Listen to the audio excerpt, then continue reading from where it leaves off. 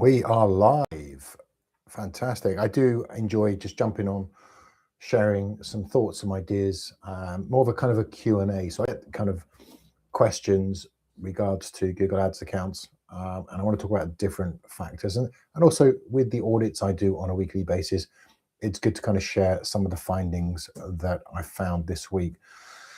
I think the common thread that I'm seeing with advertisers who are advertising on Google, it's just not a simple or baseline understanding of Google Ads and how to set them up correctly. And then once they've set them up, it's then understanding how to optimize the accounts. So all too often, I'm jumping into campaigns and I'm seeing that they've launched a campaign, they're looking at the search terms report, and then they're adding in some keywords, which is absolutely fine. But then there's zero optimization around negative keywords. And now I've posted quite a few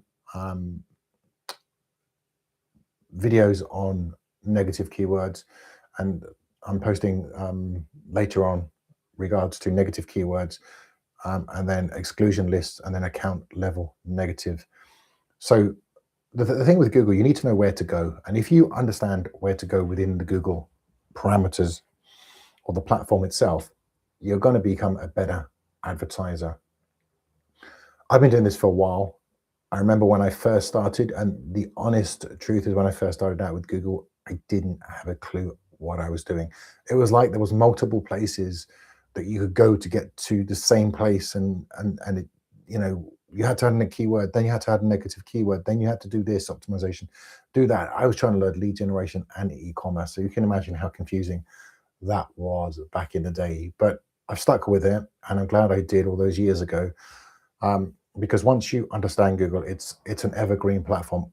If you can get Google to work for you as a platform, you will benefit as an advertiser. It will become an evergreen source of revenue for you. And again, this is lead generation as well as e-commerce. Now, the one caveat to this, and I want to make this clear, when you're running Google Ads and you've never run Google Ads before, it can take a period of time. And the reason it takes a period of time, that the Google platform needs data, and we need to make sure that we're keeping that data on track. Once you start building up the data, then you can start doing your optimizations, which is something that I keep going on about. I talk about this all the time, optimizations. And a lot of what I do is based on audits that I do on a weekly basis, that I see what isn't being done. I'm thinking, okay, that would be some good content. That would be some good content. But because I've been doing this for a long time, I see the same patterns in the way that the Google Ads are set up. And then from there, the way that the Google Ads are optimized, or maybe not so optimized. And that's where a lot of my content arises from, is just what I'm seeing out and about when I'm actually looking at Google Ads. So fundamentals are very, very important. I think we need to be careful with a lot of advanced strategies that are kind of certain people are kind of bouncing around. We just need to, if you can get the basics right with Google, there's many different ways of approaching Google.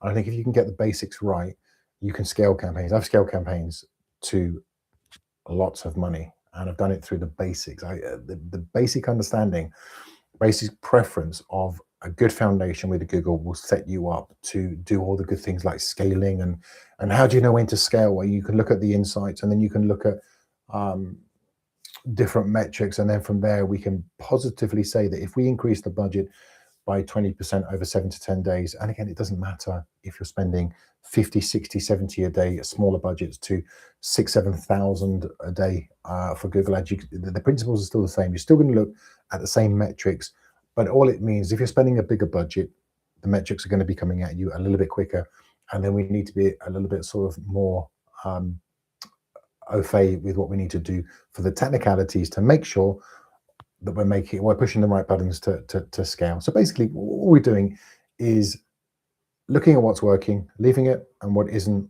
we then make those adjustments. Now, what if everything's working? My account's working fantastically. Everything in my Google account is working fantastically. I don't need to change anything. No, you're going to still change certain aspects, because some of the accounts could be working better than other parts, the bits that aren't working as well as other parts. And when I say things to change, I don't necessarily mean like bidding strategies. The bidding strategy is more of a timing thing. We need to look at the data to change that. What I'm talking about is the optimizations around headlines and descriptions, something that we should be doing on a regular basis. And when I say regular basis, again, depends on the budget. If you're spending a bigger budget, then obviously you're going to know what headlines and descriptions are working far quicker than if you're spending a smaller budget. But we can still plan to make sure that we're seeing the details that are coming through from Google as in data. Try to think of this. Whenever you're changing something in your Google ad account, ask yourself the question, whether you're an advertiser advertising for yourself or you're an advertiser advertising on behalf of somebody, ask yourself this question: why am I doing what am I doing? Sorry, why am I doing what I've just about to do or have done? Does it make sense? Can you explain why you're doing what you're doing? And I think it's important, if you're an advertiser advertising for others, you should be doing weekly report breakdowns of what you're doing, because it will put you into good practice, and it will also give you a reason to explain to your client why you're making these optimizations. So if you increase the budget, why did you increase the budget? Was it based on a metric, or was it based on seasonality, or was it just something that you thought you should do?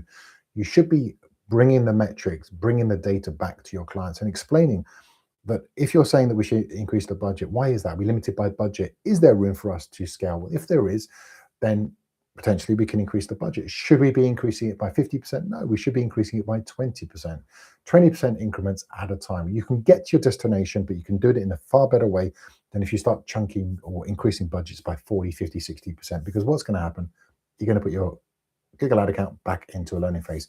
And that's the last thing that you want to do. So have an understanding, make sure that the things you're doing around your Google ads are based on data. And if you can do that and have that understanding that if you're not reporting back to your clients, even just reporting back to yourself, think about why are you doing what you're doing. It's going to make things a little bit clearer. So why have we changed the headlines and descriptions? Well, we've let them run for 4 or 5 weeks, and we've seen that these ones are winning and these ones aren't. Okay, then we can change them. Why is there room for us to increase the budget? Well, we've got a limited by budget from Google. Okay, do we believe Google? No, we don't. We need to then check the metrics. We need to look at auction insights.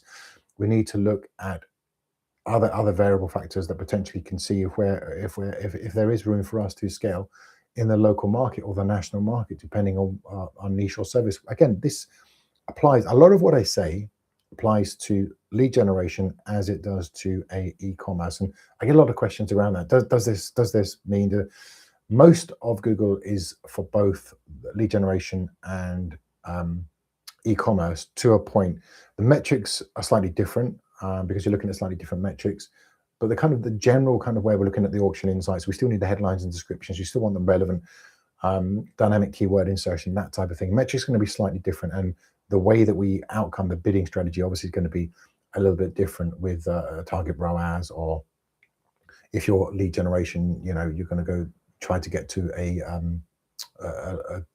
maximized conversion strategy to optimize your what you're trying to do is to basically include all of Google's AI. So another thing that I've kind of recommended, and I've spent a lot of time doing a lot of videos around this week, is shopping ads. If you're running a shopping ad and you're an e-commerce company, make sure you're optimizing your titles and your descriptions. Give Google, we need to understand, if I say to you, I want to go from here to a destination 5 miles down the road, and I give you very vague instructions to get me from A to B, then you're going to potentially find it a little bit more difficult. But if I say to you, I'd like you to pick me up at 8 o'clock, and it's going to take us 45 minutes, and we're going to go down, bump, bump, bump, bump, bump, and here's the destination I want to go. You give it a little bit more detail, or just give the destination, give clear instruction. This is what time I need to be picked up, and this is the time that I need to be at my destination, and here is my destination. That's the same thing we're doing with Google Ads, where with shopping ads, especially if you're filling out the titles, giving more detail, then what's going to happen with your Google is you are going to find that your shopping ads are going to see a massive improvement. Such an easy win. If you understand Google and you know what to do, there's some easy wins. And shopping ads, by adding in titles. Now, what am I talking about titles? What do you mean by titles? So I recently did an audit for a bedding company, and I think they had their title as an example, was white sheets. So what we did, we said, why don't we add a little bit more to the title itself? White cotton Egyptian sheets for, as an example, a king size bed. Straight away, that increases the amount of information going back into Google, and it's going to help us when people are searching for specific terms. Then they're going to potentially see our shopping ad in the #1 spot, or kind of near the top spots for a shopping ad, based on the fact that we've added in a little bit more detail and things like adding in GTIN numbers, descriptions, pricing, all of these factors. The more information, like I said, we can give Google, the better our performance is going to be. So there's a couple of little tips on shopping ads. Other things that I've kind of spent a little bit of time on is the audits that I've done this week so far. I've done a few, have been a complete misunderstanding, and this is by agencies, by the way, now. So I've looked at some accounts where the clients weren't very happy.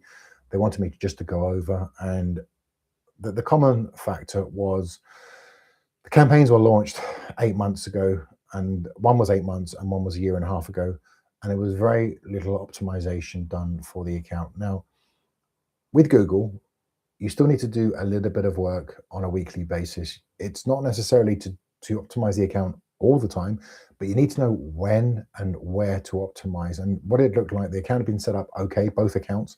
Both of them were e-commerce, but there was just a complete lack of understanding. Both had one had a search campaign running by itself, straight away potential, had a PMax campaign. That was the recommendation that I added. And the other one had just a shopping ad running. Well, if you've got a shopping ad, then potentially we could build that out with another campaign. So by adding in other products with Google, then we can show ads to more placements. And that's the name of the game. It's making sure we're getting what's working, and then adding in new placements to get the ad account up and running and optimized for a number of different reach people that can actually see our ads. And that's what we want. We want to make sure that the ads are being seen to a big audience. And if we can do that with our Google ads, then it's going to be beneficial. Remember, search is the most expensive placement in Google. If you go to a PMax, it's going to be a lot cheaper, and your ads are going to be seen in a lot more placements. And then you've got things like demand gen, which is going to be top of funnel, which we potentially could add in. But demand gen, that's more of a kind of creme de la creme. That's if you've got the budget.